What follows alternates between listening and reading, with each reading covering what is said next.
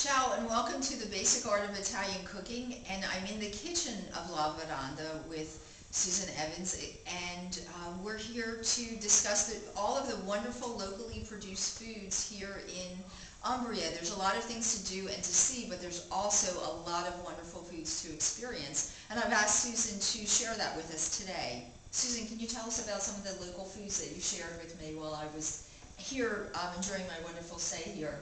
Sure, Maria, thanks. One of the things that I find interesting here is not only are the fruits and vegetables of season, because you can only get artichokes or carciofi in the season, you can only get broccoli rabe in the season, but also some of the meats and poultry. And my friend Sonia, my neighbor, has a macelleria, which is a butcher shop, and as we went yesterday, we were able to taste some of the locally produced meats. But what I find interesting is, they raise the lamb to where the lamb is at the right age, right for Easter. So if you want to get a lamb for Christmas, it's not possible because they're not at the right age. And it's interesting throughout the year. It's difficult to get lamb at certain times, but then at other times it's very plentiful.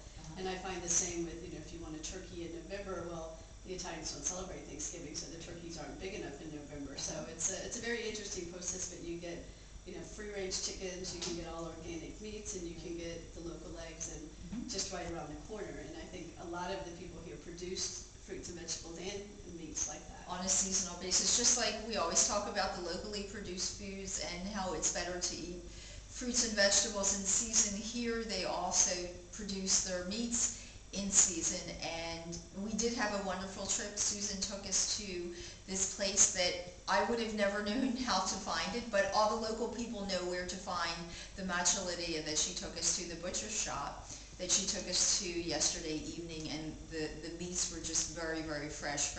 Fresher than that, I don't think you can find. What about some of the locally produced wines? What are the wines that they produce in this region?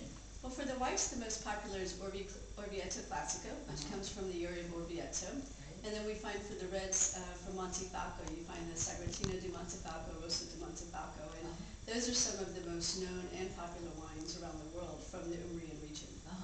And how about, I know olive oil is wonderful in Umbria. Umbria is actually one of my favorite places for olive oil. Do you have any places like little towns or villages that produce their own olive oil here? Well, interesting enough, a lot of people have their own olive orchards, and they pick the olives, by hand typically on each November through December and January. But there's a lot of local mills that people all have their favorites, and each mill has a little bit different characteristics in their process.